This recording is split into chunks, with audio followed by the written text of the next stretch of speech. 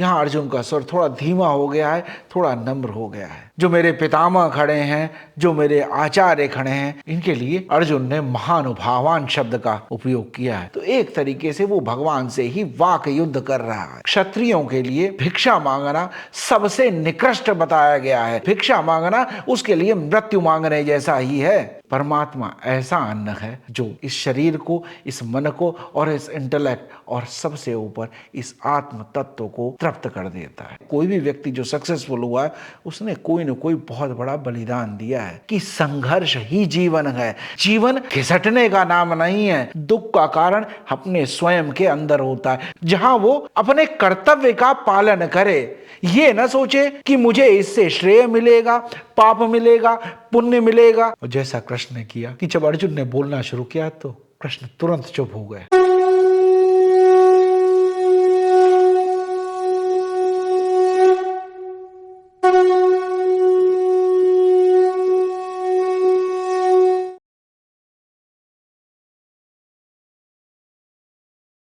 धर्मो रक्षते रक्षिता।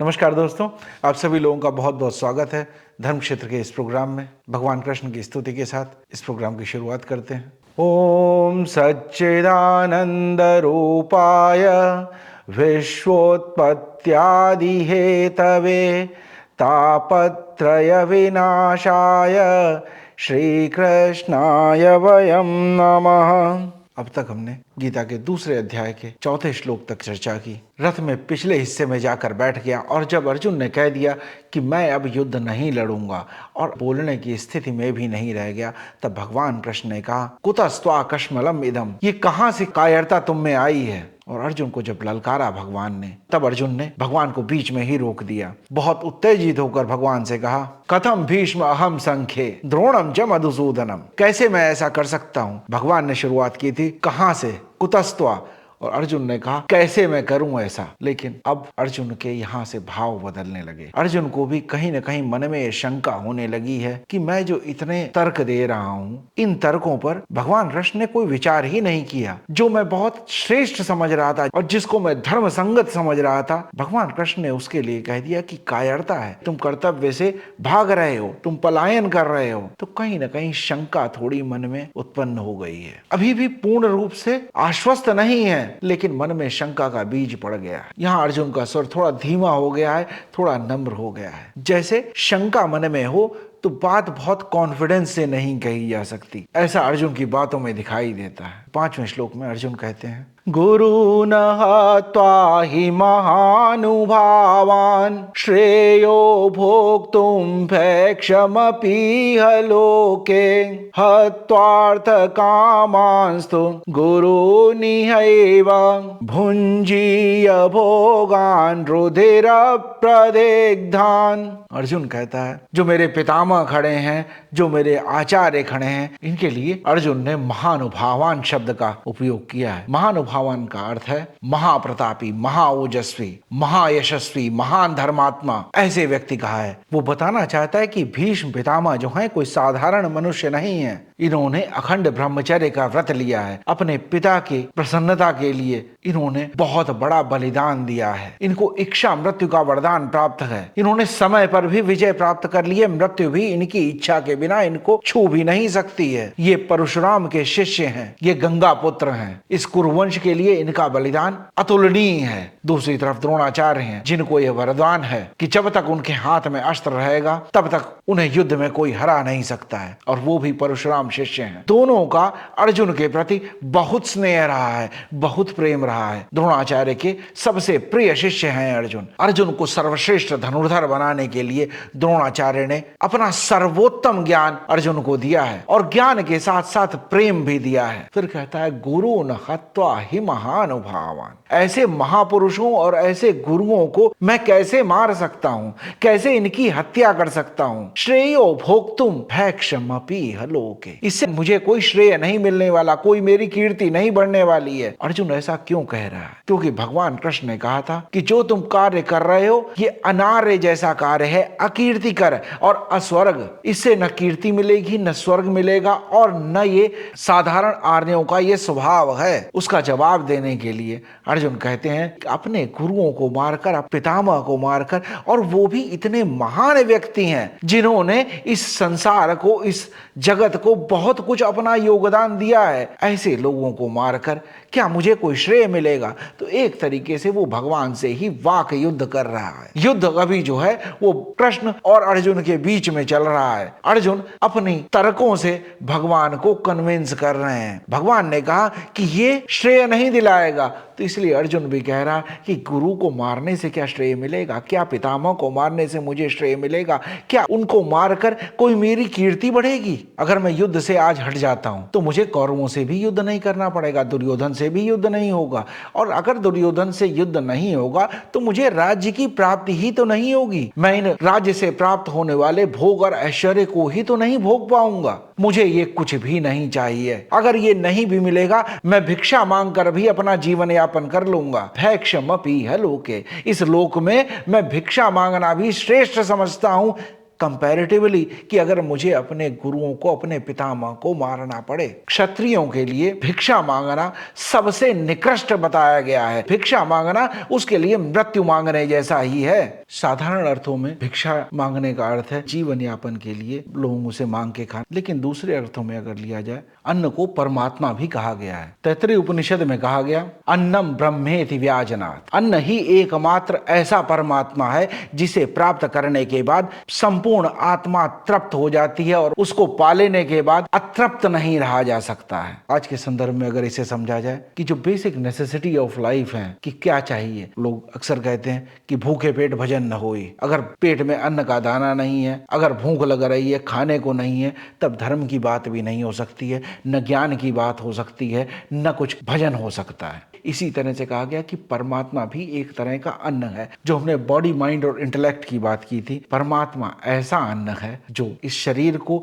इस मन को और इस इंटेलेक्ट और सबसे ऊपर इस आत्म तत्व को तृप्त कर देता है। तो अर्जुन कुछ इस तरह से कहना चाहता है कि मैं छोटे छोटे धार्मिक कार्य कर सकता हूं, अपना आचरण सुधार सकता हूं, लेकिन इतना बड़ा बलिदान नहीं दे सकता कि मैं अपने कुल के लोगों के लिए, अपनी मान्यताओं को और अपने गुरु को मार नहीं सकता हूं। तो अर्जुन चाहता है कि ये परिवार न छूटे, ये मोह न छूटे, ये बंधन न छूटे, लेकिन फिर भी परमात्मा की तरफ मेरी गति होती रहे, भले ही ये गति धीरे धीरे हो। और देखा जाए तो हमारी स्थिति भी ऐसी है। हम भी थोड़ी थोड़ी गति रखते हैं स्वयं को जानने के लिए, अध्यात्म को जानने के लिए, ईश्वर को जानने के लिए। ईश्वर तक पहुंचने की हमारी यात्रा धीरे धीरे ही है, छोटे छोटे स्टेप हैं। हम भी कोई बड़ा बलिदान नहीं देना चाहते, हम भी कोई पूर्ण रूप से समर्पित नहीं हो जाना चाहते हैं। हम सभी चाहते हैं कि हमारा यश हो, हमारी कीर्ति हो, हम धनवान हो, बहुत ऐश्वर्य लें, भोग मिले हमें, लेकिन क्या हम उसके लिए पूरा प्रयत्न कर पाते हैं? क्या हम अपने सभी मान्यताओं को, अपने सभी तर्कों को, इन सब से अलग हो पाते हैं? कोई भी व्यक्ति जो सक्सेसफुल हुआ है, उसने कोई न कोई बहुत बड़ा बलिदान दिया है। मैं अक्सर कहता हूं, कुछ थोड़ा सा पाने के लिए व्यक्ति को जीवन में बहुत कुछ खोना पड़ता है। भारत की स्वर कोकिला स्वर्गीय लता मंगेशकर जी का एग्जाम्पल ले लीजिए। बहुत कम उम्र से ही उन्होंने गाना शुरू किया, अनेकों भाषाओं में उन्होंने गाया, अनेकों गीत गाए, लेकिन उन्होंने भी जीवन में ऐसी तपस्याएं की। एक बार एक इंटरव्यू में मैंने सुना था कि कहा कि कभी उन्होंने आइसक्रीम नहीं खाई, कभी चॉकलेट नहीं खाई, कभी ठंडा पानी नहीं पिया। हम सब गाना तो चाहते हैं, बहुत सुरीला गाना चाहते हैं, बढ़िया गाना चाहते हैं, आवाज हम चाहते हैं लता मंगेशकर की आवाज हो जाए, लेकिन हम ये बलिदान देने को तैयार नहीं है। जिस दिन गाना होगा उस दिन हम थोड़ी बहुत तैयारी कर लेंगे। हाँ, बहुत ज्यादा आइसक्रीम नहीं खाएंगे, बहुत ज्यादा ठंडा नहीं खाएंगे, लेकिन पूर्णतः त्याग नहीं करेंगे। अर्जुन की स्थिति है वो भी ऐसी है कि ऐसा नहीं कि मैं धर्म के मार्ग से हट रहा हूं, मैं भिक्षा मांगना भी श्रेयस्कर समझता हूं कि गुरु की हत्या करनी पड़े, इन पितामह की मुझे हत्या करनी पड़े, मैं पूर्णतः इस बंधन से मुक्त नहीं हो सकता हूं। लेकिन भगवान कृष्ण उसे बार बार जो याद दिला रहे हैं कि क्षत्रिय धर्म की, आर्य धर्म की, वो इसलिए बता रहे हैं कि संघर्ष ही जीवन है, जीवन घिसटने का नाम नहीं है। और अर्जुन जैसे व्यक्ति के लिए जो श्रेष्ठ योद्धा है, दक्ष है अपने कार्य में, जो अब तक समर्पित रहा है अपने धर्म के प्रति, अपने कर्तव्यों के प्रति, उसको यूं रेंग कर नहीं चलना है, उसको दौड़ना है, उसको उड़ना है। इसीलिए भगवान ने अर्जुन को संबोधित करते हुए ललकारने के बाद कहा, उत्तिष्ठ परंतपः, तुमसे ऐसी अपेक्षा नहीं की जा सकती, समाज को तुमसे बहुत बड़ी अपेक्षाएं हैं, तुम ऐसा नहीं कर सकते, तुम अपने कर्तव्य से नहीं हट सकते हो। लेकिन अर्जुन अभी भी इन बंधनों से घिरा हुआ है, इस मोह में पड़ा हुआ है, वो ये छोड़ने को तैयार ही नहीं हो पा रहा है। वो चाहता तो है कि श्रेय मिले, वो चाहता तो है कि मुझे ऐश्वर्य मिले, लेकिन वो इसके लिए प्राइस देने को तैयार नहीं है। हम भी अक्सर अपने जीवन में जो चीज हम चाहते हैं, जो मन में हम विचार करते हैं, जो हम धारणा करते हैं, उसके लिए जितना प्रयत्न करने की आवश्यकता होती है, हम उतना देने को तैयार नहीं होते। हम अपना आलस्य त्यागने को तैयार नहीं होते, हम अपना स्वभाव बदलने को तैयार नहीं होते, जो मन में पूर्वाग्रह हैं उनको हम छोड़ने के लिए तैयार नहीं हो पाते। चाहते तो हम बहुत कुछ हैं, लेकिन हम उसके लिए अपनी तैयारी पूरी नहीं करते, और जब वो नहीं मिलता है तब हम भी ऐसे ही एक्सक्यूज बनाने की कोशिश करते हैं, जैसे अर्जुन बता रहा है। अर्जुन अभी भी ये समझ रहा है जो दुख का कारण है कि मुझे लोगों से लड़ना है, ये युद्ध मेरे दुख का कारण है।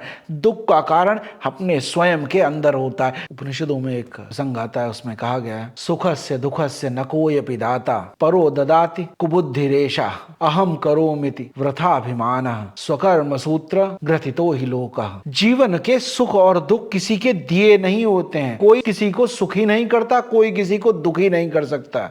अगर व्यक्ति अंदर से प्रसन्न है, अंदर से आनंदित है, अंदर से उसको संतुष्टि है इस बात की कि मैं जो कर रहा हूं वो ठीक कर रहा हूं, तो उस व्यक्ति को दुखी नहीं किया जा सकता है। और कोई व्यक्ति जीवन को ही जिसने असार समझ लिया हो, जीवन में नीरसता लगने लगी हो, जो अंदर से ही दुखी हो गया हो, उस व्यक्ति को कोई सुखी नहीं कर सकता। कोई मुझे सुखी कर सकता है या दुखी कर सकता है, कुबुद्धि रेशा, ऐसे सोचना ही मूर्खता है। अहम करोमिति, मैं ऐसा करता हूं, मुझसे ऐसा होता है, ये मानना भी व्यर्थ है। समस्त सृष्टि जो है, सब कुछ जो यहाँ है, सब कर्म प्रधान है। श्री रामचरितमानस में कहा जाता है, कर्म प्रधान विश्व करि राखा। जो कर्म है व्यक्ति के, यही कर्म उसे सुख और दुख का अनुभव देते हैं। स्वर्ग और नरक की अनुभूति यही हो जाती है व्यक्ति को। अगर कार्य करते वक्त उसमें समाज कल्याण का भाव हो, स्वार्थ से ऊपर उठकर किया गया हो, तो उस कर्म में श्रेष्ठता आ ही जाती है और वो आनंद ही देगा। तो हमेशा सुख और दुख का कारण जो है वो हमारे अंदर से ही जनित होता है।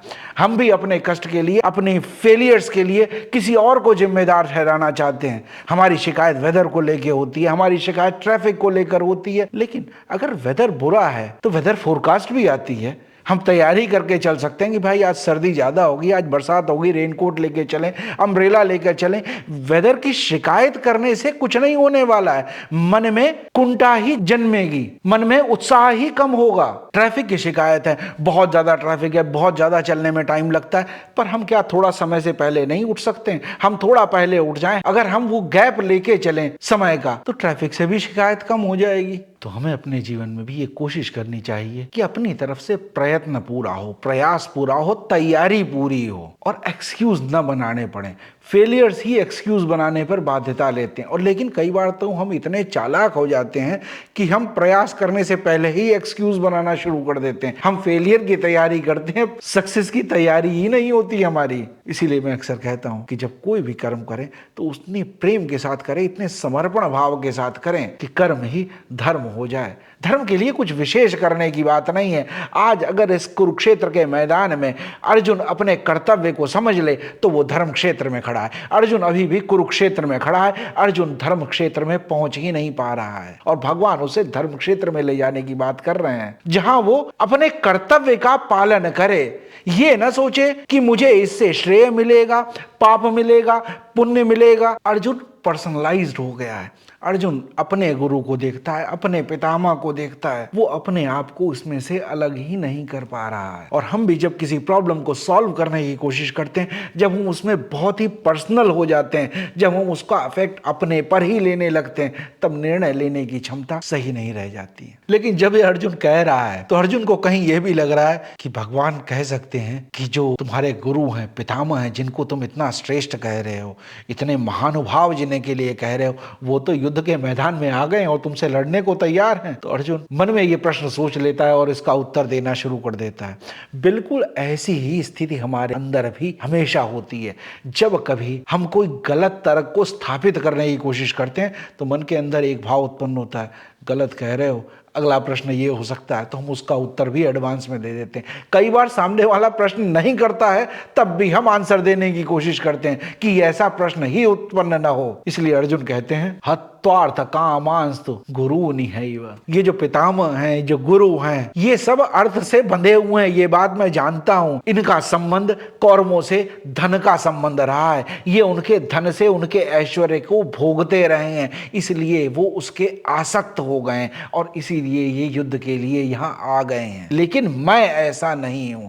तो अहम भाव जो अर्जुन का है वो अभी भी बना हुआ है और ये कह भी रहा है कि ऐसा नहीं है कि मैं जानता नहीं हूं, लेकिन फिर भी मैं ऐसा करना चाहता हूं। अर्जुन ने दुर्योधन के लिए भी पहले कहा था कि ये आतताई हैं, ये मैं जानता हूं, लेकिन मैं ऐसा नहीं करना चाहता। मैं इनमें अपनत्व देखता हूं, ममत्व देखता हूं, इनके प्रति मोह देखता हूं। मैं उस मोह की हत्या नहीं करना चाहता हूं। अगर मैं इनसे आज युद्ध करता हूं, परिणाम स्वरूप हो सकता है मैं इनको जीत लूं। ये पूरा राज्य, ये पूरा शासन, ये पूरी व्यवस्था, ये पूरा भोग और ये ऐश्वर्य सब मेरा हो जाएगा। लेकिन भुंजी ये भोगान रुधिर प्रदग्धान, मैं कैसे उन भोगों को भोग पाऊंगा जो मेरे अपनों के रक्त से सना हुआ होगा। अर्जुन अभी भी स्वयं के आनंद के प्रति चिंतित है। अर्जुन को अभी भी ये लग रहा है कि ये युद्ध सिर्फ राज्य की प्राप्ति के लिए है, सिर्फ राज्य के भोग विलास को प्राप्त करने के लिए है। लेकिन भगवान कृष्ण की दृष्टि में यह धर्म स्थापना का कार्य है। ये अर्जुन को सुख, ऐश्वर्य और वैभव दिलाने के लिए नहीं है। लेकिन अर्जुन अभी भी अपने आप को सेंटर में रख के देख रहा है, मैं इनको मारकर अगर ये राज्य प्राप्त भी कर लूंगा, इसके भोग और ऐश्वर्य को मैं कैसे भोग पाऊंगा। हमेशा मुझे लगेगा मेरे अपनों के रक्त से सना हुआ है। और सही भी है, अगर किसी व्यक्ति से उसको मारकर कोई चीज छीन ली जाए तो मन में ये कहीं ना कहीं दुविधा बनी रहती है, कष्ट बना रहता है। जो भी थोड़ा इंटेलेक्चुअल आदमी होगा, जो भी विचारशील व्यक्ति होगा, उसके मन में यह भाव बना रहेगा। लेकिन अगर इसको दूर से अर्थों में लिया जाए, सीमा पर लड़ाई हो रही है, एक बॉर्डर पे दो देशों की सेनाएं लड़ रही हैं। एक व्यक्ति गन उठाए हुए है और अपने एनिमीज को लगातार मार रहा है। उसने बहुत वीरता के साथ सबको मारा, युद्ध समाप्त हुआ, बहुत सम्मान मिला, बहुत पदक मिले। लेकिन क्या कभी आप सोचते हैं उसके मन में क्या भाव आया होगा? क्या वो कभी मन में दुखी हुआ होगा? मुझे नहीं लगता कि व्यक्ति कभी मन में दुखी हुआ होगा। उसके अंदर एक गौरव की भावना रही होगी कि मैंने जो युद्ध के मैदान में जो करना श्रेयस्कर था, जो श्रेष्ठ था, जो मेरे अपने लोगों की रक्षा के लिए जरूरी था, अगर मैं उस दिन उन दुश्मनों को न मारता, वो आक्रांता मेरे देश के असहाय लोगों को मार डालते। तो ये कर्तव्य की भावना से किया। यहां वो सोल्जर अपने सुख की प्राप्ति के लिए नहीं लड़ रहा है, तो वो सोल्जर हमेशा इस बात का आनंद लेगा, प्रसन्न रहेगा और जब वो मेडल देखेगा तब उसकी छाती गर्व से फूल जाएगी और वो हमेशा गर्व के साथ इस बात को कहेगा कि मैंने अपने देश की रक्षा के लिए जो सर्वोच्च किया जा सकता था, जो सर्वश्रेष्ठ दिया जा सकता था, वो मैंने दिया। लेकिन अगर वो युद्ध के मैदान से उस दिन भाग गया होता तो समाज में उसकी क्या कीर्ति होती और वो अपनी नजर में उसकी क्या कीर्ति होती। और एक दूसरा सिनेरियो लेते हैं। दो व्यक्तियों का एक मकान को लेकर झगड़ा था। दोनों चाहते हैं कि उस मकान पे कब्जा उन्हें मिल जाए। लड़ाई झगड़ा बढ़ते बढ़ते इतना बढ़ गया कि एक व्यक्ति ने दूसरे की हत्या कर दी। अब यहां जो इस व्यक्ति की हत्या की गई है, ये स्वार्थपरक हत्या है। इस घर का भोग करने के लिए, इस घर का स्वामित्व पाने के लिए सिर्फ एक व्यक्ति की हत्या कर दी है। अगर वो न भी पकड़ा जाए, अगर कानून उसे दंड न भी दे, तो भी उसके मन में ये कुंठा हमेशा बनी रहेगी कि मैंने होके से उसकी हत्या कर दी और इस घर का स्वामित्व ले लिया। इस घर से मिलने वाले आनंद से ज्यादा कुछ दिनों में इस घर को पाने का दुख ज्यादा व्यक्ति के अंदर हो जाएगा। दोनों ही केस में हत्या हुई है, लेकिन एक में हत्या अपने निजी स्वार्थ के लिए हुई है, अपनी कामना की पूर्ति के लिए हुई है, और दूसरी में समाज की रक्षा के लिए, धर्म की रक्षा के लिए और जो कर्तव्य था उसको पालन करने के लिए हुई है। तो एक्शन बहुत ज्यादा मैटर नहीं करती है, मैटर करती है कि इंटेंशन क्या है, किसी भी कार्य करने के पीछे भाव कैसा है, ये बहुत जरूरी है। तो अगर स्वार्थ की भावना से हिंसा की जाए तो पीछे पछतावा होगा, दुख होगा, क्लेश होगा। लेकिन समाज की रक्षा के लिए की जाए, समाज के कल्याण की भावना से कि अगर की जाए तो उससे पीड़ा नहीं होगी, कष्ट नहीं होगा। अर्जुन इस भाव से ऊपर ही नहीं उठ पा रहा कि ये युद्ध अर्जुन के आनंद के लिए नहीं है, अर्जुन को राज्य दिलाने के लिए है ही नहीं, ये युद्ध उससे बहुत आगे की चीज है। इस युद्ध के पीछे जो मेन कारण है वो धर्म की स्थापना। अर्जुन धर्मशास्त्र की तो बात करता है कि धर्मशास्त्र में कहा गया है कि अपने गुरुओं की हत्या करना, पितामह की हत्या करना, ये सोचना भी पाप है, लेकिन नीति शास्त्र की बात नहीं करता। कई बार हम अपनी कायरता छुपाने के लिए, अपने अहंकार को छुपाने के लिए, अपने मुंह को छुपाने के लिए, अपनी सभी कमजोरियों को छुपाने के लिए किसी धर्मशास्त्र की आधी अधूरी बात का सहारा ले लेते हैं, उसके पीछे छिपने की कोशिश करते हैं। और यही हाल अर्जुन का भी है। धर्मशास्त्र में कहा गया है कि अपने से श्रेष्ठ जनों का और गुरुओं का सम्मान करना चाहिए। इसीलिए अर्जुन ने कहा था पूजा रहावरि सूदना, ये तो पूजन करने योग्य हैं। बिल्कुल सही है, सामान्य परिस्थितियों में ये ठीक है,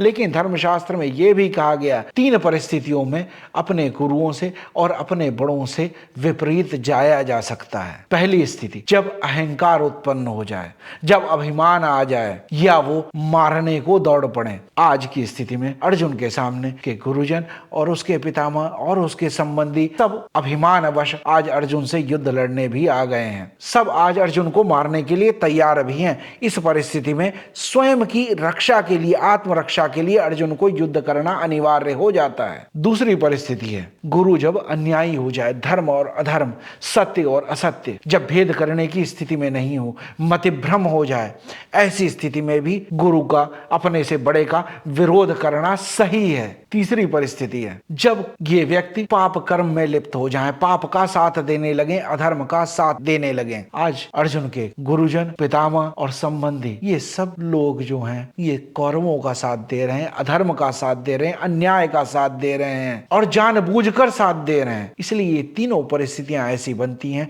जहां आज अर्जुन को ये बात जो कह रहा है कि गुरु हत्वा ही महानुभावान, इस बात से अलग हो जाना चाहिए। जो भगवान कृष्ण ने अर्जुन को संबोधित करते हुए कहा था, तुम्हारा आचरण एक सामान्य आर्यजन जैसा आचरण नहीं है और न तुम्हें ये कीर्ति दिलाने वाला है, न तुम्हें ये श्रेय दिलाने वाला है, न तुम्हें ये स्वर्ग प्राप्ति कराएगा। तो अर्जुन ने इस श्लोक में ये तीनों ही बातों का जवाब दे दिया है। तो अर्जुन ने लगभग ये बात कृष्ण से कह दी है कि इस युद्ध लड़ने में मैं कोई कल्याण की भावना नहीं देखता, मैं कहीं भी ऐसा नहीं समझता कि इससे मुझे कोई लाभ होने वाला है। लेकिन अभी भी अर्जुन की सभी बातें मुझे लाभ होने वाला है, मुझे क्या मिलने वाला है, इसी के आसपास चल रही। और जैसा कृष्ण ने किया कि जब अर्जुन ने बोलना शुरू किया तो कृष्ण तुरंत चुप हो गए, सुनने लगे। पिछली बार भी कहा था कि अगर कोई व्यक्ति अतार्किक बात कर रहा हो, तर्क संगत बात न कर रहा हो, तो बस चुपचाप उसको देखते रहिए, कुछ भी न कहेंगे आप, तो भी उसके मन में शंका का बीज उत्पन्न हो जाएगा। अर्जुन के मन में शंका का बीज तो उत्पन्न हो गया है कि मैं इतनी सही बातें कह रहा हूं, मैं धर्म संगत बात कह रहा हूं, लेकिन कृष्ण कन्विंस नहीं हो रहे हैं। अर्जुन अपनी बात को कई एंगल से धर्म संगत, तर्क संगत बनाने की कोशिश कर रहा है। ये बताने की कोशिश कर रहा है कि ऐसा नहीं है कि मैं इन लोगों को जानता नहीं हूं, मैं इन सबको पहचानता हूं, लेकिन मुझे ये युद्ध लड़ना सही नहीं लग रहा है। वो भगवान को बस कन्विंस करने की कोशिश कर रहा है, लेकिन मन में अर्जुन भी जानता है कि भगवान इस बात से बिल्कुल भी कन्विंस नहीं है और कहीं ना कहीं उसके मन में भी ये शंका है कि मैं अपने कर्तव्य से विमुख हो रहा हूं। जैसे हर मनुष्य की आदत होती है कि अपनी कमजोरी को छिपाना और उसे तर्क के आवरण से ढक देना, यही अर्जुन अब तक कर रहा है। तो अर्जुन की स्थिति और हमारी स्थिति में कोई बहुत ज्यादा फर्क नहीं है। तो ललकारे जाने के बाद अर्जुन ने एक बार फिर अपने प्रयत्न करने शुरू कर दिए हैं। अर्जुन फिर से कोशिश कर रहा है कि किसी तरह मैं भगवान को कन्विंस कर लूं और किसी तरह से भगवान कृष्ण मुझसे ये कह दें कि अर्जुन तुम सही कह रहे हो, इस युद्ध को न लड़ना ही श्रेयस्कर है। देखेंगे आगे अर्जुन और कौन से तर्क देता है और क्या भगवान को कन्विंस कर पाता है। आज भी अगर कोई प्रसंग अच्छा लगा हो, कोई बात अच्छी लगी हो, जरूर अपने मित्रों के साथ, अपने शुभचिंतकों के साथ, अपने परिवारजनों के साथ जरूर शेयर करें। वीडियो को लाइक भी करें, चैनल को सब्सक्राइब भी करें और बेल नोटिफिकेशन आइकन प्रेस कर दें, ताकि जब भी मैं एक नया वीडियो अपलोड करूं तो आपको इसकी सूचना मिल जाए। आप अपने कमेंट्स भी जरूर दें, आपके कमेंट्स हमारी इस यात्रा में सहयोगी होंगे। हम सब पर ईश्वर की यूं ही कृपा बनी रहे और हम अपनी इस गीता की यात्रा में धीरे धीरे जानने की कोशिश करें अर्जुन की मनःस्थिति, भगवान कृष्ण क्या सोच रहे होंगे, इन दोनों के बीच में हमारी स्थिति कैसी है, हम इससे क्या जान और समझ सकते हैं। जय श्री राम। धर्मो रक्षति रक्षितः।